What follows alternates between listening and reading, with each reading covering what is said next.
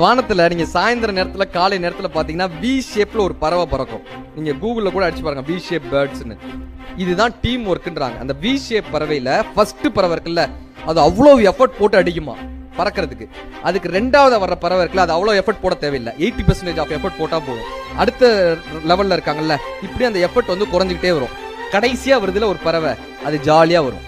அதுக்கு பெருசா எஃபர்ட்டே கிடையாது. முன்னாடி இருக்கிறவங்க அப்படியே கூட்டிட்டு போயிட்டே இருப்பானுங்க. நம்ம எப்படி கடைசி பெஞ்சில் மண்டே அப்படி மறைச்சிட்டு உட்காந்துருப்போம்ல, அப்படியே மறைச்சிட்டு அந்த பறவை வந்துகிட்டே இருக்கும். பட் அந்த வி ஷேப் பறவைங்க போற ஸ்பீடு இருக்குல்ல, அது கொஞ்சம் குறைஞ்சாலுமே இந்த கடைசி பறவைக்கு தெரிஞ்சிருமா முத பறவை டயர்ட் ஆயிடுச்சுன்றது கடைசி பறவைக்கு தெரியுமா. இந்த கடைசி பறவை உடனே என்ன பண்ணுமா, டக்குன்னு போய் தான் தலைமைத்துவத்தை எடுத்துட்டு அந்த பறவை ரெஸ்ட் எடுக்க அனுப்பிடுவாங்க. அது போய் ரெஸ்ட் எடுக்க அனுப்பிடுமா. இந்த பறவை பின்னாடி வந்து இந்த பறவை போய் எடுத்துரும். எவன் ஒருவன் அந்த தலைமைத்துவத்தை தான் எடுத்துக்கொள்கிறானோ அவன் என்றைக்குமே ஒரு குழுவினுடைய தலைவனாக இருக்கிறதுக்கான